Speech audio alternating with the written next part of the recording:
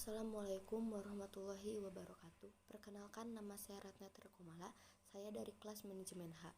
Di sini saya akan menjelaskan materi tentang standar operasional prosedur dalam tugas mata kuliah Sistem Informasi Manajemen, dan saya juga akan menjelaskan tentang SOP yang telah saya buat.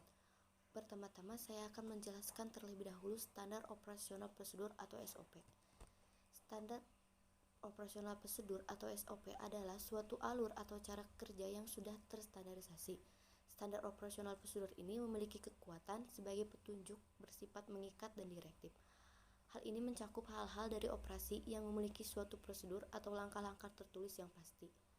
SOP disusun sesuai dengan kebutuhan, visi, dan misi masing-masing perusahaan atau organisasi dengan tujuan yang berbeda-beda. Adapun pengertian SOP menurut Sailendra 2015 nomor 11 adalah panduan yang digunakan untuk memastikan kegiatan operasional organisasi atau perusahaan berjalan dengan lancar. Selanjutnya, fungsi standar operasional prosedur atau SOP adalah sebagai berikut. Yang pertama, memperlancar tugas petugas atau pegawai maupun tim atau unit kerja. Yang kedua, sebagai dasar hukum jika terjadi penyimpangan. Yang ketiga, mengetahui dengan jelas hambatan dan mudah dilacak. Yang keempat, mengarahkan petugas atau pegawai untuk sama-sama disiplin dalam bekerja. Yang kelima, sebagai pedoman dalam melaksanakan pekerjaan rutin. Manfaat standar operasional prosedur.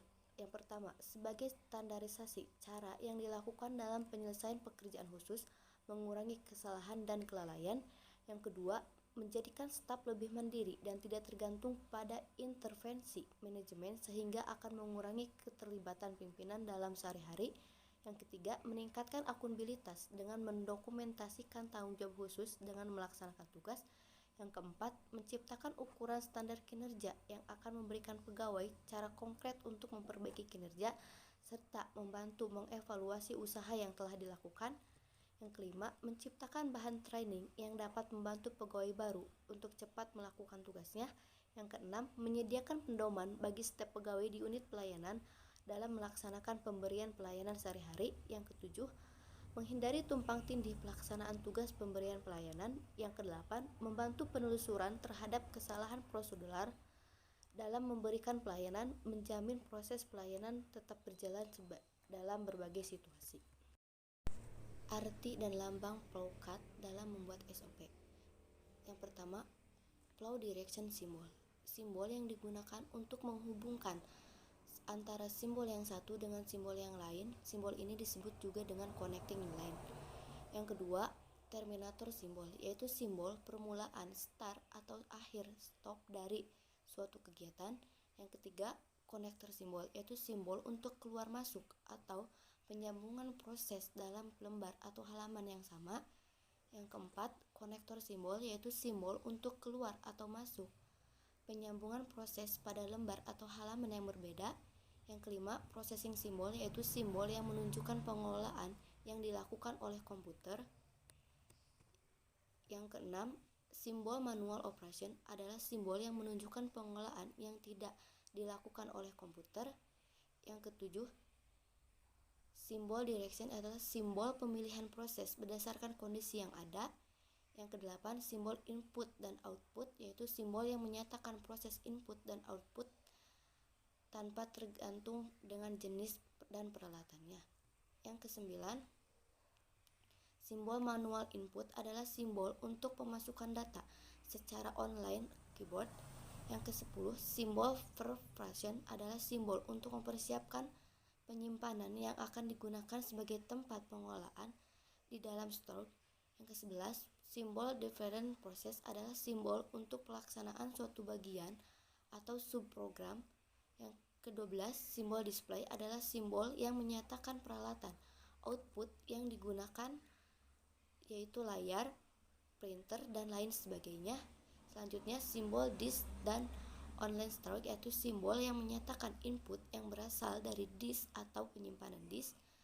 Selanjutnya, simbol magnetic tape unit adalah simbol yang menyatakan input berasal dari pita magnetik atau output yang disimpan ke pita magnetik. Selanjutnya, simbol punch card, yaitu simbol yang menyatakan bahwa input berasal dari kartu atau output ditulis ke kartu. Selanjutnya, simbol dokumen, yaitu simbol yang menyatakan input berasal dari dokumen dalam bentuk kertas atau output dicetak ke kertas. Selanjutnya saya akan menjelaskan materi tentang SOP yang telah saya buat. SOP yang telah saya buat yaitu tentang tenaga kontrak di lingkungan SMAN Negeri 1 Panambangan. Tujuan dari SOP ini adalah prosedur pengadaan tenaga kerja di lingkungan SMAN 1 Panambangan. Definisinya, pengadaan tenaga kontrak merupakan sebuah proses kegiatan untuk mengisi formasi yang lowong menurut kebutuhan sebuah organisasi atau unit kerja. Ruang lingkupnya mulai dari penyusunan daftar formasi, melaksanakan seleksi, sampai dengan penempatan tenaga kontrak. Ketiga pengguna SOP ini berlaku bagi calon tenaga kontrak dan kepegawaian di lingkungan SMAN Negeri 1 Panambangan.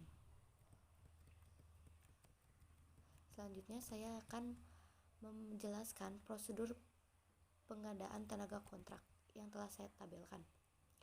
Di dalam tabel ini sudah ada nomor, kegiatan, di dalam unit sudah ada kepegawaian dan kepala biro, wakil kepala sekolah, dan waktu serta dokumen. Yang pertama, kepegawaian menganalisa kebutuhan pegawai. Yang kedua, kepegawaian menyusun konsep kebutuhan pegawai berdasarkan data dan pegawai, perhitungan analisa dan beban kerja. Yang ketiga, kepala sekolah mengajukan pimpinan konsep kebutuhan pegawai yang diperiksa. Selanjutnya, pemimpin menetapkan formasi setelah diperiksa konsep kebutuhan pegawai kontrak dan menugaskan kepegawaian untuk mempersiapkan penerimaan pegawai kontrak. Kepegawaian melaksanakan siklus penerimaan berkas. Selanjutnya, kepegawaian melakukan proses seleksi tahap per tahap sampai kelulusan. Yang pertama psikotes, yang kedua tes komputer bagi staf dan dosen dan guru, yang ketiga wawancara. Yang selanjutnya, kepala sekolah mengajukan hasil kelulusan kepemimpinan untuk yang disahkan. Selanjutnya, kepegawaian, pimpinan menugaskan kepegawaian untuk mengumumkan hasil pengumuman kepegawaian kontrak dan pemberkasan pegawai kontrak. Selanjutnya, kepegawaian pemberkasan di sekolah. Selanjutnya, kepegawaian membuatkan SK kontrak kerja dan surat penugasan tempat. Selanjutnya juga kepala sekolah tanda tangan SK kontrak kerja dan surat tugas penempatan. Selanjutnya juga kepegawaian menyerahkan SK kontrak kerja dan surat penempatan. Cukup sekian materi dari saya. Mohon maaf apabila ada kesalahan. Wabillahi taufiq wal hidayah. Wassalamualaikum warahmatullahi wabarakatuh.